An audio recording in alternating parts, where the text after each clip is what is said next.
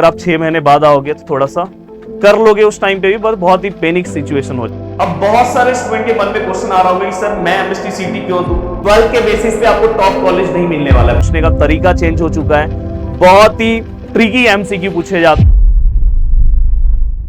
CET 2026 में अगर आपका टारगेट है कि सर मुझे मैथ में पूरे के पूरे मार्क्स स्कोर करने हैं, तो इस वीडियो के अंदर हम हर उस मुद्दे पे बात करने वाले हैं कि आपको कौन से टॉपिक पे ज्यादा फोकस करना है, पूरे साल भर में अपने सिलेबस को किस तरह से खत्म करना है, एंड साथ में बोर्ड एग्जाम के साथ ही अपने सीईटी के सिलेबस को किस तरह से फोकस करना है, एंड पूरी बातें हम इस वीडियो के अंदर कवर करने वाले हैं। एंड दोस्तों डिस्क्रिप्शन में एक फॉर्म दिया है, उस फॉर्म को जरूर फिलअप करना, पर वीडियो देखने के बाद पूरा वीडियो अच्छी तरीके से सुन लेना, सुनने के बाद देन इसके बाद उसको फॉर्म को फिलअप करना। एंड दोस्तों साथ में एक चीज और बताऊंगा कि डिस्क्रिप्शन में बोर्ड एग्जाम 2026 देने वाले बच्चों के लिए हमने स्पेशल टेलीग्राम बनाया है, जो board exam as well as CET वाले बच्चों के लिए बहुत हेल्प होने वाला है। तो टेलीग्राम को ज्वाइन कर लेना, एंड नए हो तो प्लीज ये चैनल को सब्सक्राइब करना। आपके एक सब्सक्राइब करने से हमें बहुत ज्यादा मोटिवेशन मिलता है। एंड गाइस कमेंट बॉक्स में एक चीज जरूर लिख के जाना कि आपको मैथ कैसा लगता है, हार्ड लगता है, मीडियम लगता है कि सिंपल लगता है, जो चीजें, क्योंकि हम देखेंगे, कमेंट को एनालाइज करेंगे एंड उस वाइज नेक्स्ट वीडियो आप लोगों के लिए लेके आएंगे। तो दोस्तों बात किस चीज की हो रही है? मैथ की बात हो रही है ना। और मैथ के बारे में अगर मैं बताऊं, मैथ के लिए सबसे बड़ा सबसे फेमस बंदा कौन है? आपके राहुल सर। कैसे सर? मैं बताना चाहूंगा कि आप प्रदीप गिरी एकेडमी एक चैनल है, क्योंकि अगर मैथ दे रहे हो तो आप इंजीनियरिंग में एडमिशन लेने वाले हो, और इंजीनियरिंग में पूरे इंडिया में हमारा एक चैनल सबसे ज्यादा फेमस है, जो है प्रदीप गिरी एकेडमी। डिस्क्रिप्शन में उसका लिंक दे रहा हूं, जाके एक बार देख लो, या तो आपके आजू बाजू में जो सीनियर्स होंगे उनसे जाके एक बार बात कर लो, बता देंगे राहुल सर का मैथ किस लेवल का है। एंड उस बंदे से, और सिंपल सी बात है भाई, जो आगे जाके लेने वाले हो ना इंजीनियरिंग में एडमिशन, उसी में राहुल सर यूनिवर्सिटी टॉप किया हुआ है, और उस बंदे से डायरेक्ट पढ़ने का मौका और बहुत सारे इंफॉर्मेशन मिलने का मौका इस ऑनलाइन के थ्रू डायरेक्ट मिलने वाला है। तो मैं चाहूंगा राहुल सर। अब बहुत सारे स्टूडेंट के मन में क्वेश्चन आ रहा होगा कि सर मैं एमएसटी सीटी क्यों दूं? क्या इसके पीछे मतलब मुझे क्यों देना चाहिए? क्योंकि लगातार मैं कमेंट देख रहा हूं, तो सबसे पहला पार्ट ये बताऊंगा, फिर आगे सब चीजों पे बात करूंगा। देखो एमएसटी सीटी का इंपॉर्टेंस क्या है। आप एमएसटी सीटी दोगे, उसके थ्रू फिर आपको एडमिशन मिलेगा इंजीनियरिंग में। अगर आपका परसेंटाइल अच्छा है तो आपको टॉप कॉलेज मिलेगा। 12th के बेसिस पे आपको टॉप कॉलेज नहीं मिलने वाला है, बस 12th साथ में रहेगा, पर जो आपका जो कट ऑफ है, जो डिसाइड होगा दोस्तों कि आपको टॉप कॉलेजेस जो देगा वो देगा आपका एमएसटी सीटी। अब आप बोलोगे सर मैं साथ में जेई का भी प्रिपरेशन कवर कर रहा हूं, तो दोस्तों मैं आपको एक चीज बता दूं कि जेई का लेवल बहुत ऊपर है, एमएसटी सीटी का लेवल बहुत नीचे है। तो आप आराम से इस पेपर में बहुत अच्छे मार्क्स स्कोर कर सकते हो मेहनत के साथ। हाँ, अगर आप 12th में हो तो 12th के कंपैरिजन में एमएसटी सीटी में मेहनत करना होगा। मतलब 12th यहाँ है, एमएसटी सीटी यहाँ है, फिर जेई यहाँ पे। तो ये चीज हमेशा याद रखना साथ में कि जेई से अच्छा ये आपको एमएसटी सीटी क्यों है। क्योंकि देखो लास्ट में जैसे ही बोर्ड एग्जाम का टाइम पास में आता है ना, हर एक स्टूडेंट जो जेई का प्रिपरेशन कवर करता है वो भी एमएसटी सीटी की ओर आ जाता है। रीजन क्या है पता है? इसके अंदर नेगेटिव मार्किंग नहीं है, ये सबसे ज्यादा प्लस पॉइंट है। तो इसलिए मेरा अगर आप पर्सनल सजेशन मानते हो, क्योंकि मैं इंजीनियरिंग स्टूडेंट को ही पढ़ाता हूं, तो भाई आपको भी एमएसटी सीटी को दिल से अभी से फॉलो करना चाहिए, नहीं तो लास्ट में तो आप करोगे। अब यहाँ पे क्वेश्चन ये आता है कि सर इसके थ्रू मैंने आपको बता दिया कि आपको इंजीनियरिंग में एडमिशन मिलेगा एमएसटी सीटी के थ्रू। अब साथ में सर इसका सिलेबस क्या है, सिलेबस बताता हूं, देन इसको पूरे साल भर में आपको कैसे कवर करना है वो भी बताऊंगा। देखो सिलेबस में 20% जो सिलेबस है दोस्तों 11th का है, 80% सिलेबस जो है दोस्तों वो 80% सिलेबस का वेटेज जो है दोस्तों वो 12th का रहेगा। मतलब ओवरऑल हमें ये समझ में आएगी पूरा एमएसटी सीटी का जो मैथ का जो पार्ट है 80% पार्ट हमारा 12th से आने वाला है। अगर मैं 12th सर के साथ अच्छे से करते जाऊंगा तो मेरा एमएसटी सीटी भी अच्छा हो जाएगा, और 80% सिलेबस मतलब आपको अच्छा खासा मैथ के अंदर परसेंटाइल मिल जाएगा, क्योंकि परसेंटाइल फंडा अलग होता है परसेंटेज से। अब यहाँ पे अगर आप ध्यान से देखोगे, यहाँ पे 40 क्वेश्चन आने वाले, कहाँ के? टोटल 50 क्वेश्चन आते हैं, ये दिमाग में रख लो। कितने क्वेश्चन एमएसटी सीटी में मैथ के आएंगे? 50, जिसमें से 40 क्वेश्चन किसके आएंगे दोस्तों? 12th के, और ओनली बस 10 क्वेश्चन 11th के आएंगे। तो 11th अगर आपने अच्छे से नहीं किया, टेंशन मतलब वो बस जितना बताऊंगा उतना करना, फोकस 12th पे ज्यादा। अब साथ में दोस्तों एक क्वेश्चन कितने मार्क्स का रहता है दोस्तों? 2 मार्क्स। टोटल पेपर कितने मार्क्स का होता है दोस्तों? अगर फिजिक्स, केमिस्ट्री और मैथ की बात करूं तो टोटल पेपर होता है 200 मार्क्स का, जिसमें से 100 मार्क्स मैथ का ही रहता है। इसलिए हर एक स्टूडेंट स्टार्टिंग से मैथ सबसे पहले करता है, और इसीलिए हमने सबसे पहले स्टार्टिंग में बोला कि भाई मैथ आपको बहुत अच्छे से बता दो कि अगर आप मैथ स्टार्टिंग से करते हो तो आपको 100 मार्क्स का जुगाड़ तो पहले ही हो जाएगा। और परसेंटाइल अराउंड 130 140 तक भी स्कोर किया तो बहुत अच्छा खासा परसेंटाइल मिलता है। अब दोस्तों यहाँ पे ये सब टाइम ड्यूरेशन सब कुछ लिखा है। अब यहाँ पे मैं चीजों को बताने की कोशिश कर रहा हूँ कि वन बाय वन कि सिलेबस क्या है। देखो सबसे पहले 12th का जो सिलेबस है दोस्तों, जो हमारा एक्चुअल 12th का सिलेबस है वो पूरा का पूरा फुल सिलेबस है, मतलब मैथ 1 मैथ 2 पूरा का पूरा एक साथ है। टोटल 15 लेसन, जो हमारे 12th के टोटल 15 लेसन है, वही same to same lesson MST CET के लिए। बट एक चीज ध्यान रखना, जो आप 12th में पढ़ रहे हो, आप सोचोगे कि मैं डायरेक्ट एमएसटी सीईटी का पेपर सॉल्व कर दूंगा, तो प्लीज आप एक बार करके देखना। मुश्किल मतलब बहुत ही मुश्किल हो जाता है, क्योंकि मैं तो दोनों स्टूडेंट को पढ़ाता हूं, आपको भी मैं पढ़ाऊंगा, रैंकर बैच में ही पढ़ाऊंगा या एमएसटी सीईटी का भी हमारा बैच है, दोनों में हम जीवन बैच है हमारा, दोनों में पढ़ाऊंगा। तो रैंकर बैच वाले जब एमएसटी सीईटी में आते हैं ना, बोलते हैं अरे हाँ सर अच्छा हुआ एमएसटी सीईटी ज्वाइन कर लिया। कॉन्सेप्ट वही है बट तरीका अलग है। कम टाइम में क्वेश्चन को सॉल्व करना है, कुछ ट्रिक्स हैं, बहुत सारी चीजें रहती है दोस्तों, तो जो आपको यहाँ पे सीखने के लिए मिलता है। और सबसे बड़ी बात है दोस्तों, मैं आपको 2023, 2024 और अब तो आने वाला है 2025 पूरे पीवाईक्यूज कवर करा देता हूं। और एमएसटी सीईटी में मैथ में सबसे ज्यादा मतलब भरोसेमंद जो रहता है दोस्तों पीवाईक्यूज रहता है। भले बहुत सारे लोग आपको कुछ भी बोले, पीवाईक्यूज करना होता है, और मोस्ट ऑफ द टीचर्स आप देखोगे पीवाईक्यूज ही पढ़ाते हैं, और पढ़ाना भी चाहिए। जब क्योंकि पेपर अगर इसके अकॉर्डिंग आ रहा है, आप भी अगर प्रैक्टिस कर रहे हो तो आपको इसके अकॉर्डिंग करना है। अगर आप तीनों साल के पीवाईक्यूज खुद से सॉल्व कर ले रहे हो हर एक लेसन का, फिर दिक्कत नहीं। हाँ, तो और कॉन्सेप्ट आपका क्लियर होना चाहिए, फिर आप ये सॉल्व करो, फिर थोड़ा बहुत इसमें चेंज करके जो सम आता है देखो, तो आप आराम से पेपर अटेम्प्ट कर सकते हो। अब देखो यहाँ पे 11th की बात करूं तो 11th के पूरे टॉपिक्स नहीं है, जैसे ट्रिग्नोमेट्री है, स्ट्रेट लाइन है, सर्कल है, कॉनिक्स नया सिलेबस में आया, पहले मेजर ऑफ डिस्पर्सन था।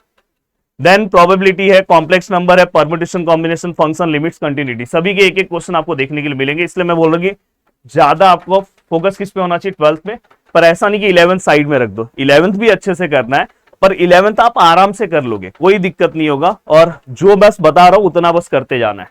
अब यहाँ पे बारी आती है कि सर आपने सब कुछ बताया, पर इसको प्रिपेयर कैसे करेंगे, कंप्लीट रोड मैप बता दो। रोड मैप बताने जा रहा हूं, पर दोस्तों उसके पहले मैं बता दूं कि एक फॉर्म में दे रहा हूं, उस फॉर्म को आप फिलअप कर दो। और 12 तारीख को अपना एमएसटी सीईटी का बैच लॉन्च करने जा रहा हूं, जीवन बैच, जो आपके जीवन को चेंज कर देगा।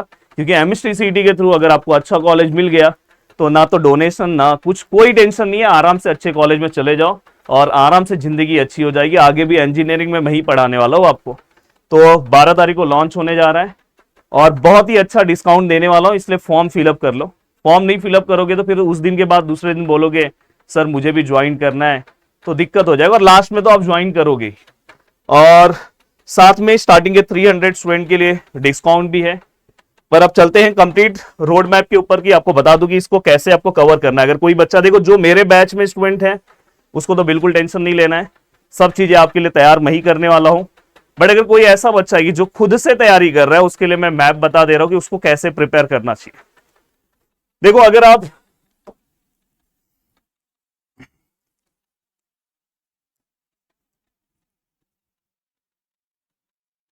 जून मंथ से एमएसटी सीईटी मत स्टार्ट करना, जुलाई मंथ से चीजें स्टार्ट करना, एक मेरा प्रॉपर सजेशन है। सजेशन इसलिए है क्योंकि देखो जून मंथ आप 12th पे फोकस करना, क्योंकि 12th का टॉपिक जैसे स्ट्रांग है, जैसे अगर मैं मैथमेटिकल लॉजिक पढ़ रहा हूं, उसके बाद अगर मैं एमएसटी सीईटी का ये वाला टॉपिक कवर करूंगा तो ही मुझे डिफरेंस समझेगा, नहीं तो मुझे डिफरेंट नहीं समझ में आएगा ना। जब मैं पूरा का पूरा मैथमेटिकल लॉजिक 12th में पढ़ूंगा तो सर एमएसटी सीईटी में क्या नया है, तब मुझे पता चलेगा। इसलिए मैं आपको सजेशन हमेशा देता हूं कि पहले आप 12th के टॉपिक को कवर करो और फिर आप एमएसटी सीईटी के टॉपिक कवर करो। तो मैं आपको यहाँ पे एक सजेशन दूंगा कि यहाँ पे आपको 12th का 2 टॉपिक, मतलब मैट्राइसिस और मैथमेटिकल लॉजिक, और साथ में दोस्तों 11th का एक टॉपिक वो भी लिख दे रहा हूं, स्ट्रेट लाइन। स्ट्रेट लाइन इसलिए लिख रहा हूं क्योंकि स्ट्रेट लाइन आप कवर करोगे तो ही आपका 12th का pair of straight line cover होगा, ये सबसे ज्यादा इंपॉर्टेंट है। देन दोस्तों जुलाई के बाद अगस्त है, फिर सितंबर है, प्लीज वीडियो को लाइक कर देना यार। अक्टूबर है, नवंबर है, दिसंबर है, जैन है, फेब है, मार्च है एंड अप्रैल है। अब देखो दोस्तों मैं आपको एक और चीज बता दूं कि इस मंथ में कोई पढ़ाई नहीं होगा आपका, इस मंथ में भी आप पढ़ाई मत करो एमएसटी सीईटी का, दिसंबर में कर सकते हो थोड़ा बहुत, जैन और फेब में मत करो। अब देखो यहाँ पे, अब यहाँ पे आप 1 2 हो गया ना, तो यहाँ पे 3 4 और 5, 3 लेसन का टारगेट रखो 12th का। और 11th का बस आप यहाँ पे डिफरेंशिएशन कवर करो, जो 11th का बताते जा रहा हूँ। फिर ये होने के बाद ये पार्ट 1 का भी कवर करोगे तो भी चलेगा। देन इसके बाद दोस्तों पार्ट 2 का 1, 2 यहाँ पे कवर करो। और देन दोस्तों इसके बाद अक्टूबर में 3, 4, 5 कवर करो। एंड दोस्तों इसके बाद ये पार्ट 2 का बोल रहा हूँ, ये भी पार्ट 2 का है, ये पार्ट 1 का है। देन दोस्तों इसके बाद 6 और 7 यहाँ पे पार्ट 1 का कंप्लीट करो।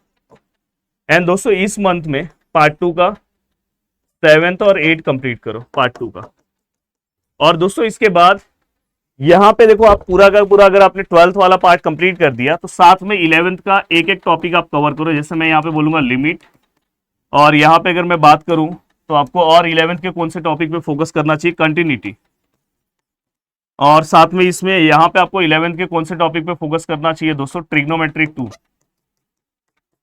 और साथ में परम्यूटेशन एंड कॉम्बिनेशन। हाँ, अब जो कॉनिक्स वाला पार्ट बचता है उसको आपको इस मंथ में कवर करना है। ये मंथ पूरा का पूरा रिवीजन मंथ होना चाहिए, पर मोस्ट ऑफ द स्टूडेंट मैं देखता हूँ 99% स्टूडेंट इसी मंथ में पढ़ते हैं। क्यों से स्टूडेंट फंसते हैं पता है, जो एमएसटी सीटी का प्रिपरेशन कवर करते हैं अभी उनको नहीं पता है, पर धीरे धीरे उनको एमएसटी सीटी जो जेई का प्रिपरेशन कवर करते हैं उनको अभी जेई के बारे में अच्छे से पता नहीं रहता, तो वो इस मंथ में आ जाते हैं एमएसटी सीटी की ओर। और फिर यहाँ पे वो जुड़ते हैं हमारे क्रैश कोर्स से, क्योंकि यहाँ पे हमारा क्रैश कोर्स चलता है इस पूरे मंथ में। तो आप जो स्टार्टिंग से ज्वाइन होंगे यहाँ पे पूरा का पूरा आपका रिवीजन होगा। आप अगर खुद से पढ़ रहे हो तो आप भी मार्च मंथ में ट्राई करो पूरा का पूरा रिवीजन करने के लिए। बट ये ऐसा पार्ट है कि जो खुद से अगर बहुत ही डेडिकेटेड कोई लड़का है वो कर सकता है, पर बहुत ही डेडिकेटेड रहना चाहिए। क्योंकि मैंने बहुत सारे स्टूडेंट को देखा है, वो बोलते हैं खुद से बुक भी खरीद लेते हैं पर बाद में फिर वो फिर से ज्वाइन होते हैं। हाँ, क्योंकि यहाँ पे गाइडेंस, जैसे 12th है आप हो सकता है कि आप खुद से कवर कर लो, पर ये ऐसा पार्ट है जहाँ पे प्रॉपर गाइडेंस की जरूरत है। और सच में ऐसे पर्सन से गाइडेंस लो जिन्होंने इस फील्ड में सच में कुछ किया हो। अदरवाइज पढ़ाने के लिए तो बहुत सारे लोग पढ़ा सकते हैं आपको, पर पढ़ाने में सबसे ज्यादा इंपॉर्टेंट वो है कि जो पढ़ा रहा है सच में पेपर में वैसी चीजें आती है। देखो 12th में एक चीज कैसा है पता है, 12th में बहुत बार ऐसा होता है कि number same to same question repeat हो जाते हैं। एमएसटी सीटी में ऐसा बहुत कम चांस है, इस बार भी रिपीट होता है, 1-2 सम होता है, सेम टू सेम रिपीट हो जाता है पिछले साल का। बट यहाँ पे मैक्सिमम सम्स ऐसे रहेंगे जो कॉन्सेप्ट रिवाइज करता है, इसलिए आप पीवाईक्यू सॉल्व करो, फिर आप आराम से सम सॉल्व कर सकते हो। और अप्रैल मंथ में आपका पेपर देना है आपको, तो ओवरऑल एक बहुत ही अच्छा पूरा का पूरा रोड मैप आपको मैंने दे दिया। उम्मीद कर रहा हूं कि आपको बहुत अच्छा लगा होगा।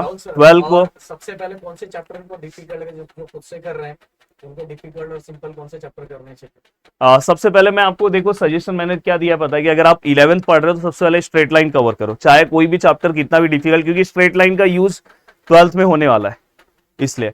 और अगर आप 12th कवर कर रहे हो तो आप पार्ट 1 से स्टार्ट करो। पार्ट 1 इसलिए मैंने देखो पहले पार्ट 1 के ही लेसन रखे, पार्ट 1 के, फिर पार्ट 2 का रखा हो, क्योंकि पार्ट 2 का थोड़ा प्रैक्टिस कर लो। और फिर और एक गलती कभी मत करना, पहले आप अपना पूरा का पूरा 12th अच्छे से कवर करना उस लेसन का, फिर आप एमएसटी सीटी में आना। पता नहीं कि 12th के पहले ही आप एमएसटी सीटी पढ़ के बैठ गया तो फिर आपको डिफरेंस नहीं समझ में आएगा। ये चीज सबसे ज्यादा इंपॉर्टेंट है। कोई भी एमसीक्यू उठा के मत सॉल्व करना, जो एमएसटी सीटी पूछता है वो सॉल्व करना, तो इससे ये पता चलेगा कि इस बार क्या पूछता है। एक और गलती आप में से बहुत सारे लोग करते हैं, इवन मैं देखता हूं कि हो सकता है कोई टीचर आपको ऐसा दे कि आज से 20 साल पुराना एमसीक्यू दे, और 20 साल पुराना एमसीक्यू पेपर में अब पैटर्न चेंज हो चुका है, अब एमसीक्यू पूछने का तरीका चेंज हो चुका है, बहुत ही ट्रिकी एमसीक्यू पूछे जाते हैं। तो इसलिए रिसेंट ईयर मतलब 23, 24, 25, इवन मैं तो बहुत सारे एमसीक्यूज आपको 22 के भी दूंगा। तो चलो बाय बाय, उम्मीद कर रहा हूं कि बहुत अच्छे से मैंने सभी चीजें बता दी। अगर फॉर्म जो दे रहा हूं फिलअप कर लेना 12 तारीख को बहुत ही शानदार तरीके से। हो सकता है वीडियो आप बाद में देख रहे हो तो आप प्रदीप गिरी कॉलेज एंड स्कूल एप्लीकेशन पे चले जाओ और वहां पे आप हमारे कोर्स से जुड़ सकते हो। ट्राई करना कि पहले दिन से ही लेक्चर्स में आने के लिए, तो चीजें बहुत आसान हो जाएगी। अगर आप 6 महीने बाद आओगे तो थोड़ा सा कर लोगे उस टाइम पे भी, बस बहुत ही पैनिक सिचुएशन हो जाएगा। जय हिंद।